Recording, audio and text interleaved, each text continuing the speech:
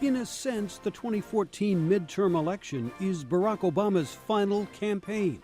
One last chance to win over voters and help Democrats hold their majority in the Senate. Now, I'm not on the ballot this fall. Michelle's pretty happy about that. But make no mistake, these policies are on the ballot. Every single one of them. November 4th, Obama's policies are on the ballot. Vote to keep terrorists off U.S. soil. Vote Republican. Republicans have been eager to make the president a focal point of their national campaign, including Republican Senate candidate Tom Tillis in North Carolina. If you want the same failed policies of President Obama, you'd vote for Kay Hagan. Speaker Tillis wants to make this race about the president. This race is about who is going to represent North Carolina in the U.S. Senate. The president's low public approval ratings have caused many Democrats to keep a distance. And where he does campaign, such as this rally in Maryland, Mr. Obama is quick to blame Republicans for political gridlock. I mean, you know they're against me. We know that. You know, I mean, y'all know, if I propose something, they're against it. The president and his fellow Democrats are at a disadvantage this year, says analyst John Fortier. One, midterm elections tend to go against the president no matter what.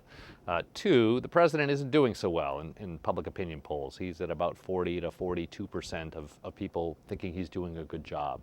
Public concerns about Ebola and the threat of Islamic State terrorists have voters on edge, says Thomas Mann of the Brookings Institution. It contributes to an environment in which people feel, well, the president just doesn't have this under control.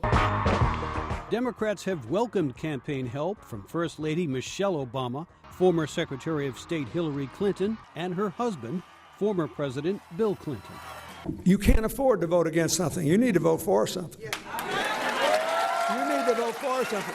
A Republican takeover of the Senate could shift the balance of power in Washington, says pollster Frank Newport. And if the Senate did tip over so that the Republicans had majority control, that would make it even more difficult for the president to try to get things passed or to work with Congress, since it's both houses would be controlled by the opposition. And a continuation of political gridlock, says Thomas Mann. But it's hard. I mean, it's been mean and nasty and oppositional, ugly and unproductive. So how much worse can it get? I, Barack Hussein Obama. Mr. Obama came to power with the hope of transcending partisanship, and now will likely face his greatest political test in the final 2 years of his presidency. Jim Malone, VOA News, Washington.